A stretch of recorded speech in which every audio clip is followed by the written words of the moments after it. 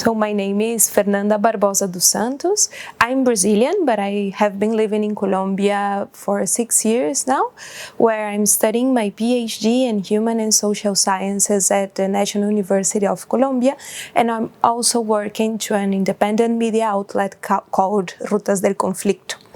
My academic background is journalism and also history as undergraduate courses, and I have a master course also in journalism.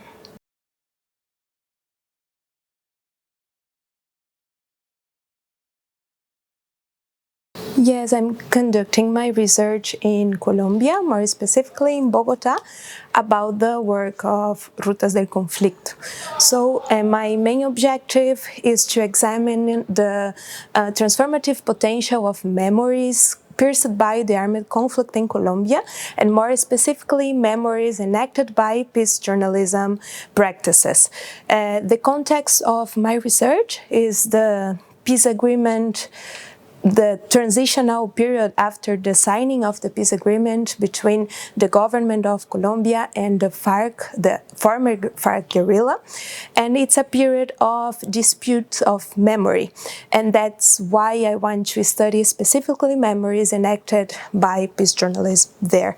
When I talk about peace journalism, I'm talking about a Johann Galton concept, and it's related to an opposition of what is war journalism. I mean, instead of focusing on covering events and numbers about the conflict, peace journalism focus on covering like the causes and the consequences of the conflict, and also some peace-building initiatives. In Colombia, the journalists coverage about the armed conflict has been criticized for focusing much more on official sources and silence the voices of victims.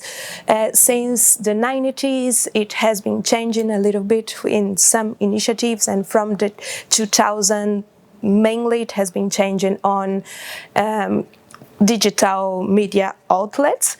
So I'm not considering that media outlets always have the intention of enacting memories, but I'm considering that media outlets transmit memories, and in this exercise of transmitting memories, they are not neutral. They just put their footprints on the coverage and how enacting those stories. And my interest is to study these specificities in peace journalism, but from the experience, from the practice in participatory action research, in the work that I have been developing in Rutas del Conflicto, or Roots of the Conflict.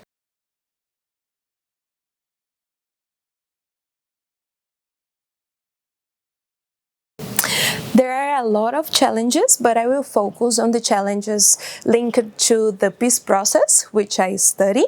So the first one, I would say, it's the lack of security for ex-combatants of FARC guerrilla, but also for social leaders and environmentalists. So these challenges linked to the violence that also is happening in the country against these human rights defenders. The second challenge that I would bring is about some measures settled by the peace agreement that have not been implemented yet. The first one is the program for the substitution of illegal use crops, which affects in the use of land, but also in peasants' life. So to make this substitution possible, it's necessary to create different productive alternatives to those peasants who still cultivates coca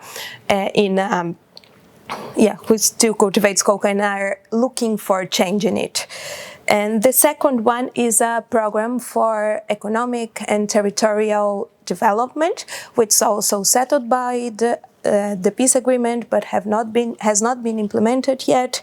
And its aim is to accelerate rural development, but it's still necessary to have deeper conversation with the communities in rural areas in Colombia.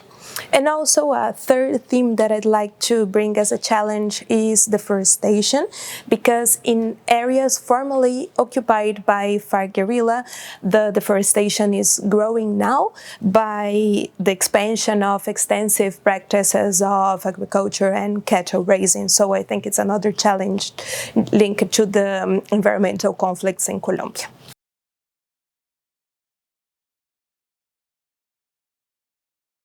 My research is not about a specific environmental conflict, but I think it's related to it in a broader sense.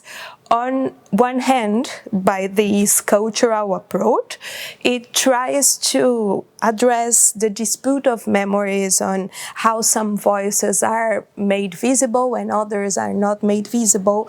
And among these others, there are social environmental practices which also produces or enacts memories, and they are attached to the territories. They are attached with different ways of seeing and living human-nature relations. So I think studying peace journalism in this sense is also to study how to make these different memories attached to the territories visible, and how these soundscapes can also generate new dialogues in the country.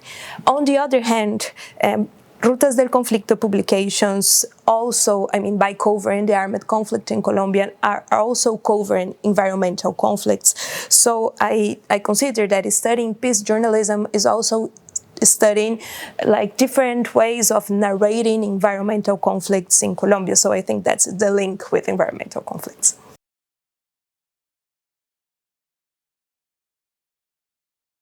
Yeah. There are preliminary findings. I think there are three that I'd like to mention. The first one is about peace journalism. It is a concept which has a big framework internationally, but it still lacks of work in Latin America about conflicts in Latin America and about the practice of it in Latin America. When we talk about the Colombian context, I think it's important to consider that peace journalism is linked to the labor of memory, and it's also linked to this current peace process or this current transition post-agreement.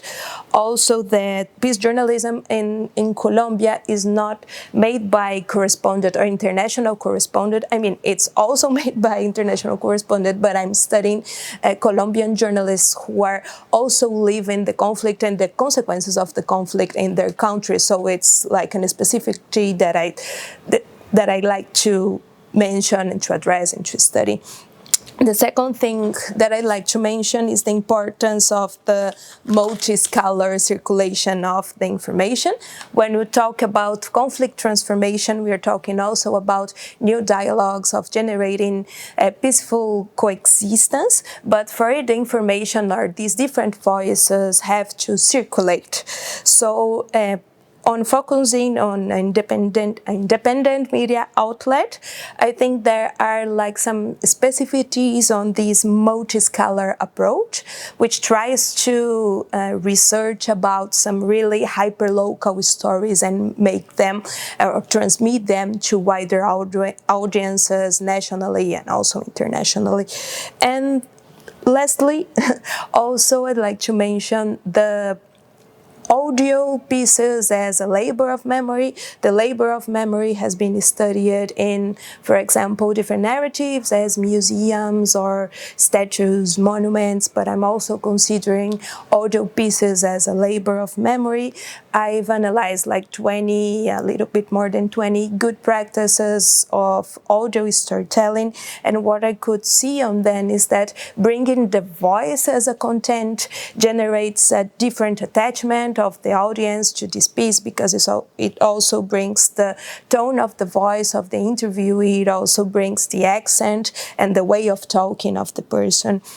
Also, there are different formats of communicating in audio pieces, different formats of audio storytelling, and each format would generate also a different impression, a different receiving of this information, which could be more or less emotional, dependent or in the format. And also, I think it's important to consider the inclusion of sound landscapes.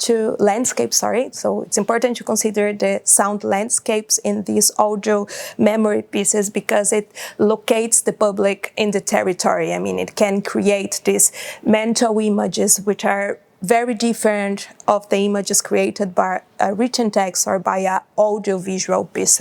So I think there are the preliminary findings for now, but there is still a lot of work to do.